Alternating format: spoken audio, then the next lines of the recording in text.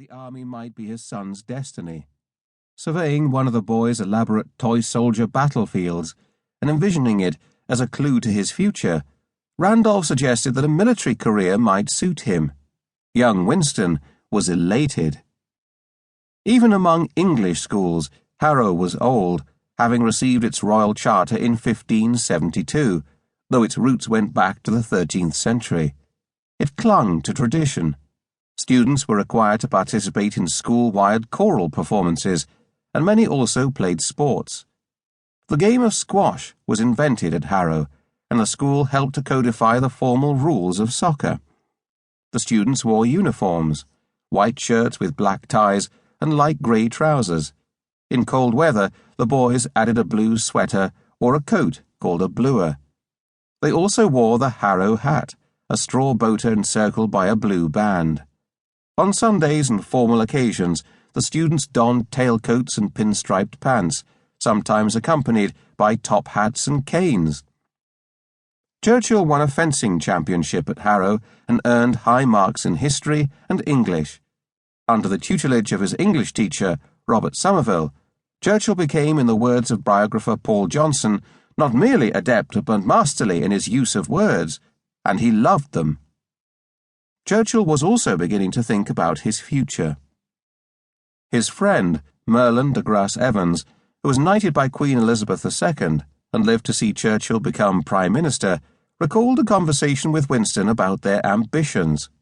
Evans asked if Churchill would join the army, and Churchill said it was likely. He also said that whatever he did, he was sure to have great adventures. Upon graduating from Harrow in 1892, Churchill enrolled at Sandhurst.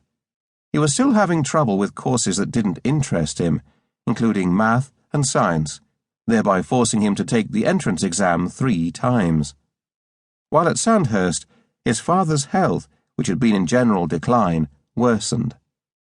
On January the 24th, 1895, 3 weeks shy of his 46th birthday, Lord Randolph died. Winston was 20 years old. A month later, he joined the cavalry with the rank of cornet, or second lieutenant, in the 4th Queen's Own Hussars. He chose the cavalry instead of the infantry because the required academic grades were lower, and the cavalry curriculum didn't include math. Also, it cost less. Churchill decided to sidestep the traditional army career moves, which meant promotion up through the ranks. Instead, he planned to rely on his family's connections to secure postings that promised a chance to win battlefield honours.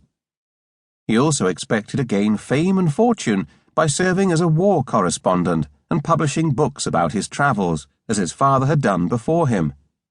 As it turned out, his writing became his main source of income, and at times he came perilously close to going broke. Never good at handling money, at his first posting Churchill calculated that his salary of £300 a year was nowhere near what he would need to support the same lifestyle of his fellow officers.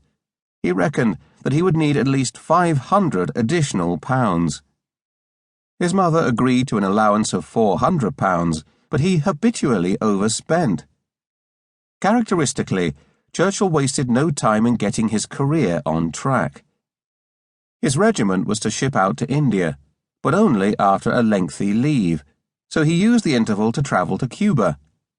The island was in rebellion against Spain, and Churchill, temporarily attached to a British unit sent as neutral observers, negotiated a contract to write about the insurgency for the Daily Graphic. At first, Churchill was sympathetic to the rebels. Spain in Cuba seemed to him a model of all that imperial rule should not be: irresponsible, wasteful, harsh, above all vindictive and vengeful, wrote one biographer.